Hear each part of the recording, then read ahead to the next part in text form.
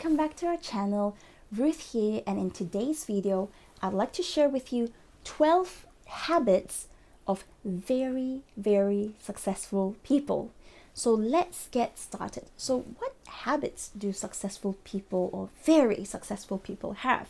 Number one, very successful people plan. P-L-A-N. Yes. Well, some of you might have heard of the saying, if you fail to plan, then you plan to fail. Now, I actually personally really abide by that in my personal life, in my work life, in my career, business, etc. I think planning is actually really important if you want to become very successful. The thing is, the day will just come by, and if we have a spontaneous attitude, then time will just pass us by and we won't get anything done, right? Now, I'm not saying that you have to plan for every single day, but well, if that's possible, that's great. I mean, there will be times where you might just want to have a me day, you want to have a family day, and you want to be spontaneous. But as much as possible, when it's time to work, it's time to plan. So how I do it is every year I would actually look at my 12-month goal, and I'll actually plan backward. I'll actually look at my 12-month goal and go, okay, well, if in the next 12 months I want to achieve this by the 31st of December, what do I need to do in the next couple of months to actually get there?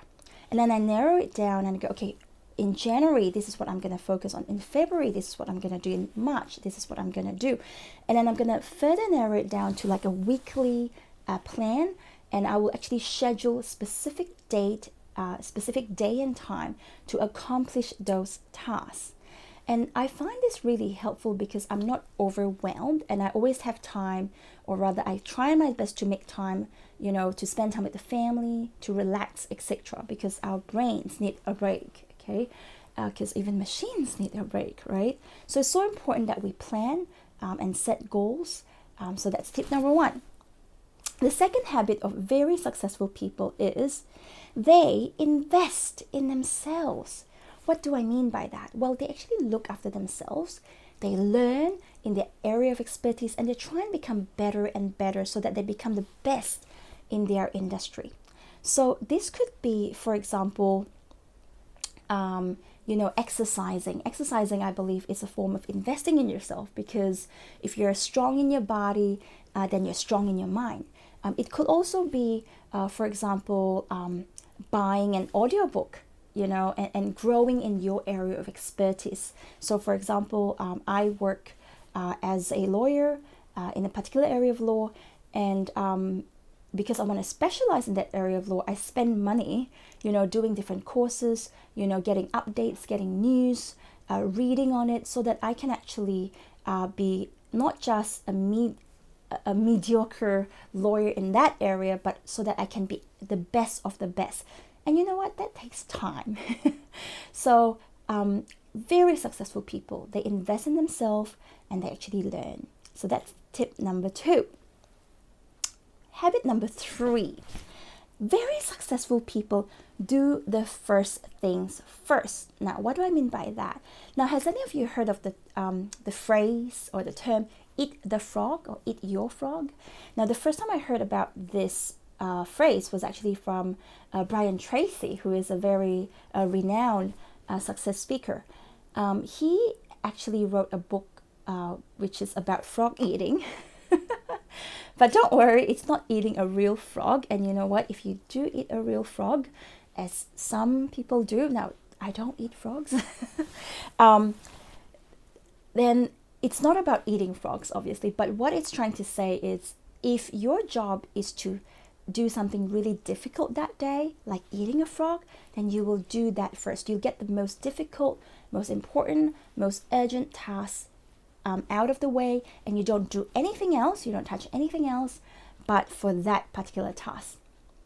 And once you've done that, you then move on to the next MIT, the most important task, most difficult task, and then you overcome that, and then you go and attack the other tasks. I actually do a lot of that in my personal, in my career, checking emails, because sometimes I get into the law firm, I have got, let's say, 10 cases to look at that day. I've got 5 cases which are urgent. I look at the most important, most urgent, and usually most difficult, the one that I really just want to avoid. And I do that one first, and I find myself empowered. Whereas when I first started in my legal career about 12 years ago, I didn't know about this. And I used to, go, oh my goodness, what's going on? And I'll deal with everything else but that. And so that sort of reduced my motivation, and I tend to want to procrastinate. So don't do that. Eat your frog. Do your MIT, which is your most important task first. Tip number 4. Very successful people are open to constructive criticisms. Now that's important because the thing is, none of us are perfect, right? And we're always learning. If we want to become more successful and grow in our area of expertise, it's important that we are open to constructive criticisms. Now, it's not easy sometimes because it hurts our pride because we're so amazing, right? But if we want to grow, if we want to take it to the next level, then we need to be open to actually learn, and so we can do it better. Okay, so that's tip number 4. Tip number 5. Very successful people set effective goals. Now, some of us call it as SMART goals. Actually, I have made another video on how to set SMART goals. I'm really into goals. I think it's, it's amazing. And I think if you know how to set SMART goals and you comply with it and you review your goals, you're going to begin to see change in your area of pursuit, whether it's to grow your business, to start a business, to improve, your career, or to learn a hobby, etc. So I think setting SMART goals is really, really important, and you need to be able to distinguish whether it's a long-term goal, short-term goal. It could be like a 10-year goal, 5-year goal, etc. So for example, with myself, I've got long-term goals like 5 years, 10 years, but they're really vague. They're more like a vision and a wish, like, oh, this is my dream. In 5 years' time, I see myself doing this. In 10 years' time, this is what I would love to be doing, right? It's like, oh, if only I can get there, and I know I will. But the thing is, to get there in the next 12 months, what do you need to do? So you need to set those real goals and start working towards it. So that's number 5. Number 6, very successful people create structures of support. Now that's important because, I would say not all of us have got the ability to employ someone or to have a personal assistant to support us. But nowadays there are multiple apps out there that can actually help you. And sometimes even with simple organization skill, like jotting something down in your diary or setting a reminder, those are like your support system, so you don't miss deadlines, you don't forget things, etc. So I think it's important that we have a structure of support, and not just with work, but I also believe that it's important that we feed our mind and our soul, because there will come a time where we might get really discouraged. If, let's say, you're in sales and you've been making 100 phone calls that week and not a single person says yes, whereas your team leader tells you that 20% people will probably say yes, and 80% of them will sign up or something like that. But if you're really discouraged, then I think it's important that you have a structure of support, whether it's to talk to your mentor or a friend or someone you can rely on, or sometimes it's just a really simple, like a motivational message on the internet that you need to listen to encourage yourself, or it could be music. It's something really, really, really simple. So it's important that we have a structure of support, because very successful people have structures of support. Number 7. Now, this is now my favorite, but used to be like the hardest thing for me. Very successful people, they learn to say no. Okay. Now, what I mean by that is, sometimes, like for me personally, naturally, I'm a people pleaser. I want to say yes to everything. If someone says, can you help out? Can you do this? Can you come? Can we catch up? Can we do this? I always say yes, yes, yes, yes, yes, right? And then, but at the end of the day, I wear myself out. When I come home, I've got nothing else left to give to myself. I'm done for the day. I have no strength to do my MIT, my most important task. So it's important that we learn to say no, and it doesn't mean that you can't help out your friends and your families, etc. It just means that you need to draw a boundary and look at, okay, if I'm spending 5 hours catching up with a friend every single week, can I cut it down to 2 hours, or can I do it once a fortnight, And that way you can allocate time to actually work on your goals so that you can become very successful, right? So that's number 7. Number 8. Ooh, well, apparently research shows that very successful people exercise. Yes, so pick up your dumbbells, go for a walk, whatever you need to do, join the gym, but take some time to actually exercise because, well, when you exercise, you actually, well, I was actually, when I finished law school, I actually went and did another course and I became a personal trainer and I was teaching at the gym. And I understand that when we exercise, our bodies actually release happy hormones, adrenaline, right? And that helps us to get pumped up and it helps us to lead a healthier lifestyle.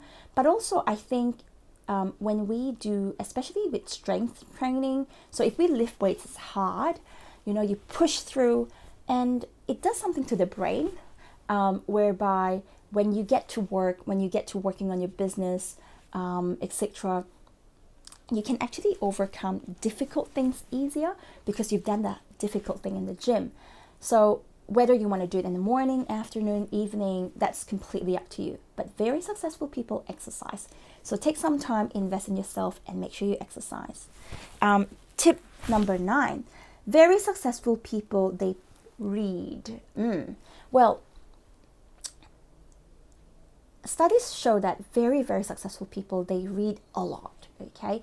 Now, personally, I don't actually read a lot because my job as a lawyer requires me to read all the time. But what I do is I actually listen to audiobooks like reading, or I listen to motivational messages, or whatever content out there that actually can help me grow, whether as a coach, whether as a lawyer, etc. I find that very, very helpful. So if you have your phone with you all the time, when you're getting ready in the morning, brushing your teeth or changing, and it takes you, let's say, 15 minutes to get ready, why don't you consider putting on an audiobook or like a motivational message? And when you're driving to work, instead of listening to music, I love music, and I'll share more with you about my music career one day, but instead of listening to the radio for half an hour, you can potentially listen to like a really cool, success speech that will motivate you, half an hour going, half an hour coming back. And you essentially, in 1 year, you'll achieve what we call automobile university. So you can be really, really established in your field. If you are in a particular field, you can listen to that area. Like if you love to invest, listen to finances on how to invest, how to trade, etc. So do that. Tip number 10, they do not listen to naysayers. Successful people, very successful people. So they're very, very, they distinguish between people who can actually add value to them and people who are actually pulling them down. So you need to be able to discern and draw a boundary. Someone might come to you and have their opinion, but the thing is, at the end of the day, is their opinion beneficial to you? Is it, something that you should be taking on, or is it something that you should just let go of? Okay. And it's important that you not listen to naysayers, but listen to people who can actually encourage you. Number 11, they know themselves. Yeah, so they know their strengths and they work on it, and they don't try and do everything, but they try and focus on what they're pretty good at, and they get really, really good at it. And finally, number 12, very successful people, they know what they want. They have a vision. Wow. If your vision is clear, you'll be able to head to where you want to go. But if your vision is vague, guess what? You'll be going nowhere. So it's really important that we actually are clear as to what we want to achieve in life. Be clear. And if you don't actually have a vision yet, it's time for you to dream big. I've actually made another video on vision board, how to make a vision board, why vision board is important, and you can check that out on my channel. Well, thank you so much for taking the time to watch this video. I hope to see you next time. And last but not least, would you be so kind to just hit the like and subscribe button so we can keep you motivated? And you know what? That's going to mean the world to me. Thank you, and I'll see you next time. Bye.